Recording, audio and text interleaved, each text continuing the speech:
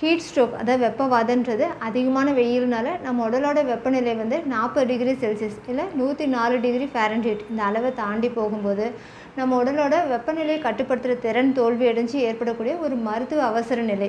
இது வந்து நம்ம உடனே சரியாக ட்ரீட் பண்ணாதப்போ இது வந்து நம்ம உறுப்பு செயலிழப்பு இல்லை மரணத்தை கூட இது ஏற்படுத்தலாம். இந்த மாதிரி ஒருத்தவங்களுக்கு ஹீட் ஸ்ட்ரோக் வரும்போது அவங்க வேர்வை குறைஞ்சி உடம்பு ஹீட்டு ரொம்ப அதிகமாகிறது, ஸ்கின்னுலாம் ரொம்ப ட்ரை ஆகிறது, தலைவலி, குமட்டல், வாந்தி, இதய துடிப்பு ரொம்ப அதிகமாகிறது, அதே மாதிரி அவங்களுக்கு ரொம்ப எரிச்சலாக இருக்கிறது, அதே மாதிரி அவங்க பேச்சில் ஒரு தடுமாற்றம் வருது, அந்த மாதிரியான அறிகுறிகளாக இருக்கலாம்.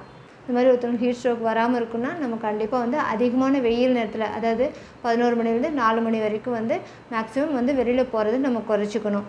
அப்படியே அவசரமாக போகணுன்னாலுமே நம்ம வந்து தலைக்கு தொப்பி போட்டு போகிறது, கையில் கொடை பிடிச்சிட்டு போகிறது அந்த மாதிரி பண்ணணும். அதே மாதிரி போடுறதுக்கு வந்து நல்ல காட்டன் ட்ரெஸ்ஸு அந்த மாதிரி யூஸ் பண்ணணும். நல்ல தண்ணி நிறைய குடிக்கணும், இளநீ, மோர் அந்த மாதிரி நம்ம நிறைய எடுத்துக்கணும். டீ, காஃபி, கூல்ட்ரிங்க்ஸு, சோடா அந்த மாதிரி வந்து நம்ம அதை கண்டிப்பாக அவாய்ட் பண்ணணும். அதே மாதிரி யூரின் வந்து கம்மியாக போகுதுனாலோ இல்லை ரொம்ப டார்க் கலரில் போகுதுனாலோ அது நீரிழப்போட அறிகுறின்றதுனால அந்த மாதிரி இருக்குதுன்னா நம்ம கண்டிப்பாக நிறைய தண்ணி குடிக்கணும். இந்த மாதிரிலாம் நம்ம ஃபாலோ பண்ணும்போது கண்டிப்பாக ஹீட் ஸ்ட்ரோக் வராமல் நம்ம நிச்சயமாக அதை தடுத்துக்க முடியும்.